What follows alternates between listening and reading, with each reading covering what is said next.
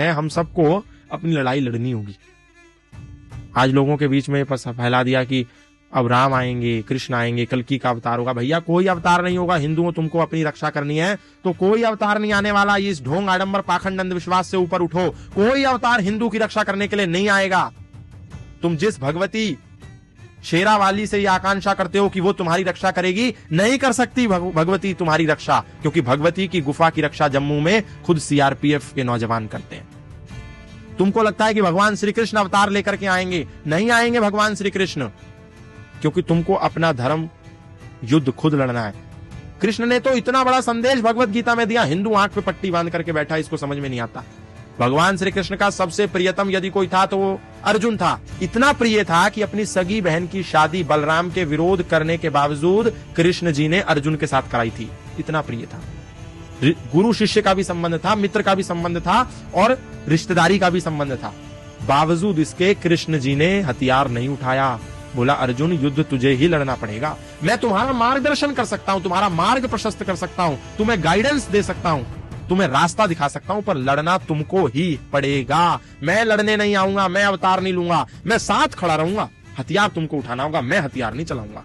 इतनी बड़ी बात गीता में हमको अर्जुन और कृष्ण के इस संवाद ने दी, लेकिन एक भी हिंदू ने उस पर गौर नहीं फरमाया और बार बार ये कहता रहा अब अवतार होगा, अब कल्कि का अवतार होगा, अब कलयुग में अवतार। कोई अवतार नहीं होने वाला। ये हिंदू, आधे से ज्यादा हिंदू तो इसीलिए मर गया क्योंकि उसको लगता था, ये आकांक्षा थी, ये अपेक्षा थी कि कोई अवतार आकर के मुझको बचा लेगा। कोई अवतार नहीं होगा। भगवान रहेंगे साथ, भगवती तुम्हारे साथ है, जगदम्बा तुम्हारे साथ है, शिव तुम्हारे साथ है, कृष्ण तुम्हारे साथ है, लेकिन लड़ना तुमको ही पड़ेगा, क्योंकि शिव ने जो त्रिशूल हाथ में थामा है, जिसके सामने तुम रोज नतमस्तक होते हो, वो तुमको रोज चीख चीख करके कह रहे हैं कि तू भी हाथ में शस्त्र पकड़। अटैक के लिए नहीं, डिफेंस के लिए।